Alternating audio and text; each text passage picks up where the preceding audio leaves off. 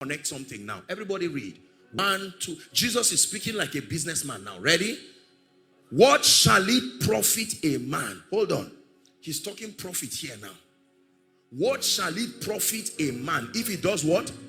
Gain the whole world and loses his soul. Loses his soul to who? Gains the whole world from who?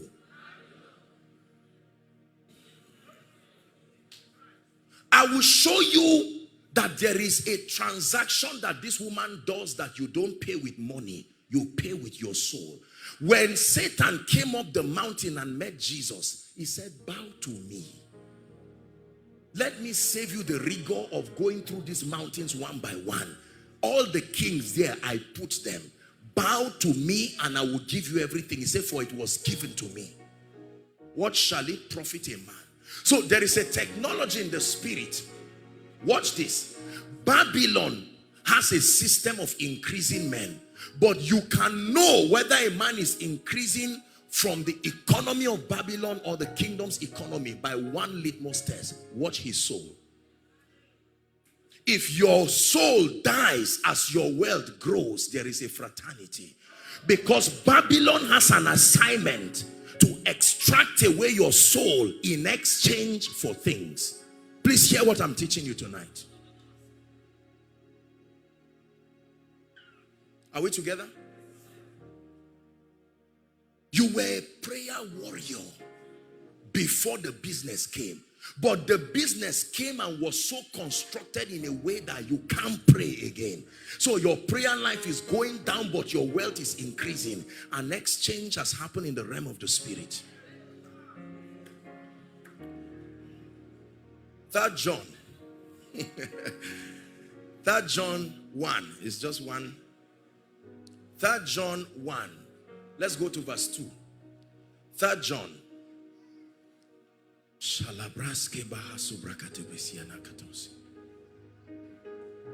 Popular scripture. Now it will make sense to you. Ready to read it? 1, 2, read. I wish above all things that thou may prosper. But he gives you a caution. Make sure that your prosperity is also even as your soul prospers. This is what the devil will never give you. That I prosper and my soul still prospers. The devil says, no way, choose one. Now, there is a generation that is saying we will not choose one. That's where the battle is. This is why this meeting tonight is here. It has never been that you can choose wealth and your soul too. You have to choose one. Choose to be blessed, and then your soul goes in exchange as the collateral for your wealth, or the souls of your children. You have to give something. And now here comes a group of people who say, I will prosper, but even as my soul.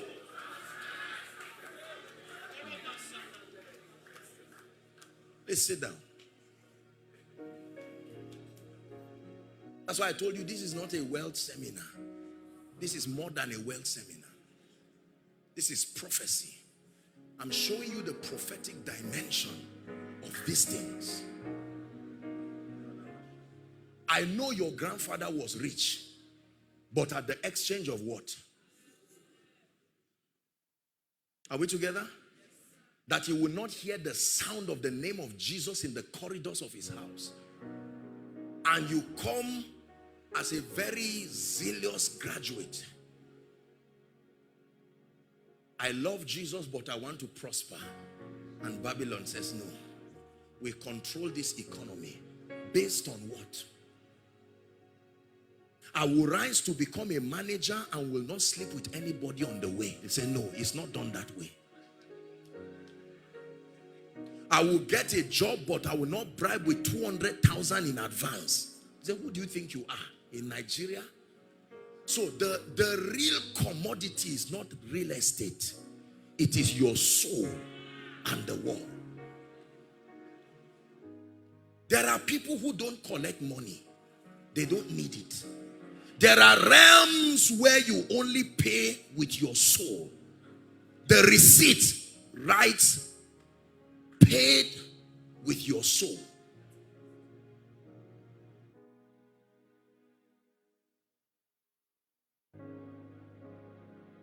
You want to do ministry and rise to regions where nobody knows your father and your mother. Who do you think you are? You want to build a church and you don't come and bow to us? We. They know themselves. They are all around the world. Let me tell you this. Hear me. If it is influence you want to rise to, let me give you a very good advice. There is a meter in the realm of the spirit of the rising of men where spirits look at. Once you have not gotten to that level, nobody comes to you. But there is a threshold level when you get to, the devil becomes interested in your case. Who is this lady who is rising like this? Okay? Many people like her. Many people like him. You are worthy of our negotiation. And they will come to you. They will come as men and they will come as spirits. What I'm telling you this night, go and ask any blessed man. They will be angry with you or they will admit it. This is the other side of wealth that cannot be spoken. It's a realm where when you get there, you come out quiet. Saved or lost, just come out quiet. You are not allowed to discuss with anybody that is there. This man talking to you is not a fool. Oh. Let me tell you, when you see me talk like that, I'm not just doing some religious things. I have met multi-millionaires. I have met billionaires. I'm not financially illiterate.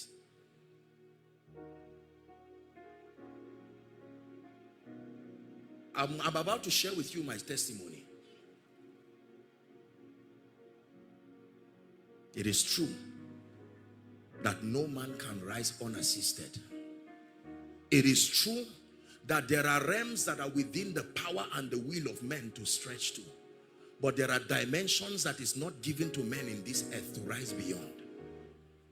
Whether you will admit it or not, let me tell you, there is a level of influence you cannot cross. Not in today's world. It's not true. We continue to fool ourselves and we allow ignorant people fool us that it's just with intelligence they got that far. No. Let God be true and let every man be a liar.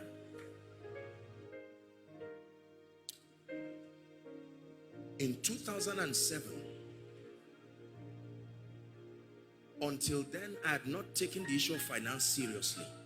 I took anointing, God, ministry, and all of these things. Please listen. Am I wasting your time? Please, this night, your heart, this thing you are seeing, some of you are sitting here for the sake of your children. What I'm teaching you, I've already gotten it all. I've gotten it for myself.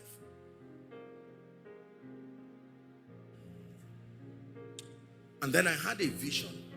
In that vision, a man of God in this nation, I was before him. Then I sowed a seed. I brought some of what I had and I dropped it. And he said, no, there's still some money in my pocket. I should bring out everything. So I brought out everything and I dropped it on the ground. And then he blessed me. The next thing changed and I was in a room. And that room, there were different currencies on the ground. Pounds, dollars, naira, different other currencies. And then I was asked to pick some. Surprisingly, that lust of carrying all was not there. I just picked some of different currencies and I held it. And then I saw a light and I looked up. And I heard the audible voice of God. And I had 4 words. Massive kingdom wealth transfer. These words. Are we together now? Yes. And then a few years ago, I was praying. And this is when I confronted a spirit that I want to talk to you about. I was praying and crying that God will bless and lift his people. Then all of a sudden my ceiling just shifted. And standing before me was this creature. The eyes was as big as the head of a man. Like imagine that, and then the tail, it looked like a dinosaur, but the tail had its own life. I'm just sharing with you an experience. Are we together now?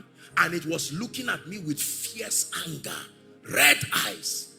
And it says, so you think you can bring God's people into financial blessings. That was my conversation with that spirit. When that thing happened, my life entered a dimension of wealth. I said, what is this? What is the mystery? What is this one again? There are decisions that we make that keep us poor, but there are spirits. It is true.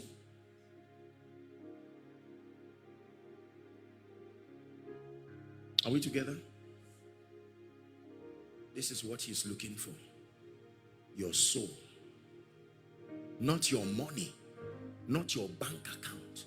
You've heard the popular statement that they sold their souls to the devil. It's not a lie, and it's not a proverb. It is true. You don't sell your soul to the devil by meeting him and say, devil, take. No. If you intend to rise to a level where you become one who is a pillar for the coming revival, you can learn about prayer, you can learn about fasting. If you miss this lecture, you will pay for it, I guarantee you. You see what is happening? School fees is increasing. Parents, talk to me. House rent, land. We were having a discussion at lunch with pastor and his wife, and he was telling me of the price for one plot of land in this your area. I said, that's why people are angry. You see someone talking to himself alone and just moving and is angry, and you say, are you okay? Why will I be okay? You know, all that kind of thing. I mean, you see it happen. People talk on the street, even when they are sleeping. That's how far depression can go when you reconfigure a human being to become something else. The concentration of members is less than 10 minutes. If they give you 10 minutes, their mind, they are looking at you, but they are not there again. Let me tell you the truth. I'm not just trying to make you laugh. These are serious issues. The top 3 reasons statistically confirmed why marriages fail. Number 1 is money and money related issues. Number 2, intimacy issues. Number 3, issues of in-laws and external influences. Money. Again, this money thing. The gospel is cheap, but it's expensive to take it to the lost. The body of Jesus was hanging on the cross. No prayer warrior could bring it down. No prophet. The prophets prayed Jesus from heaven to earth, but they could not pray Jesus from the cross to the tomb. No amount of intercession would take that body back, because the body was hung by a system that was antichrist. It took a man of wealth called Joseph of Arimathea. Your salvation that you are laughing as if it just happened in one small pit. Wealth played a role in bringing the body of Jesus down to his virgin tomb, as a prophet said it would be, for salvation to happen.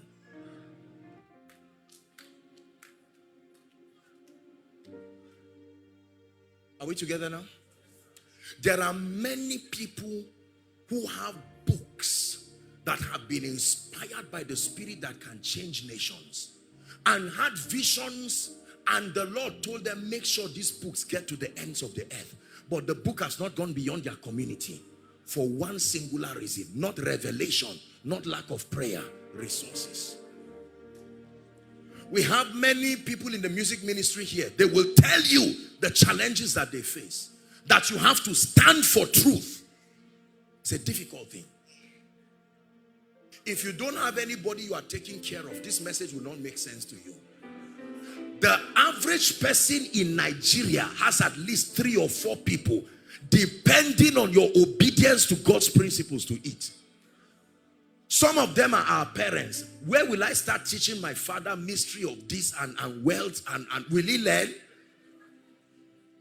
And yet you are connected to them by blood. You cannot leave them that way.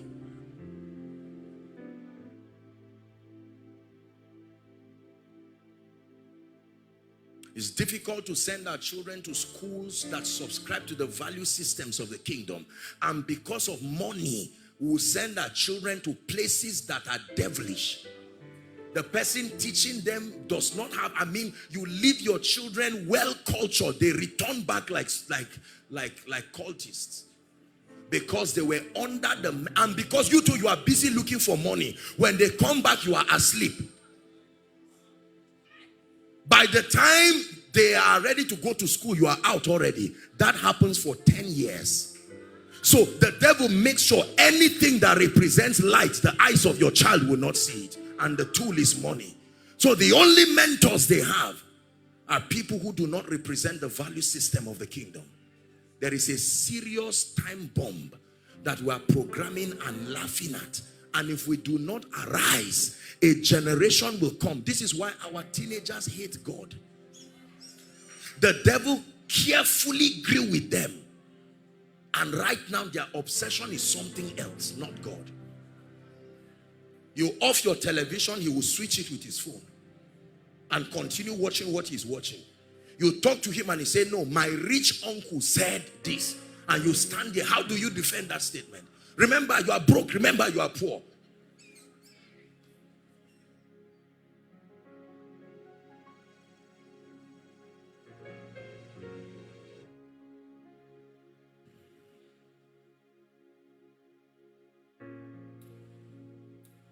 I was told about how much these people invest in sound just to have a concert. I couldn't believe it. I don't know how many houses you buy with that money. Is that true?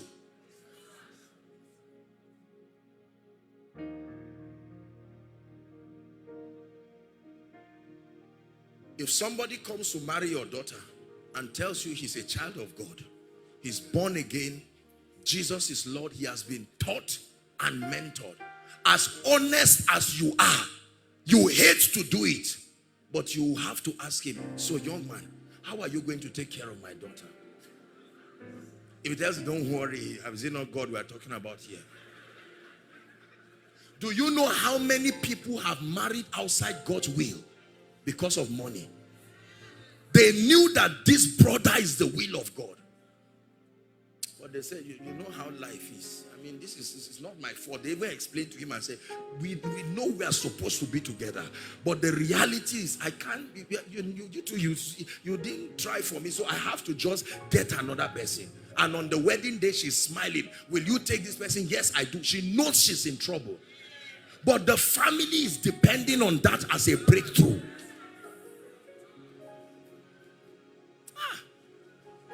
How will I call on your name and end up in shame?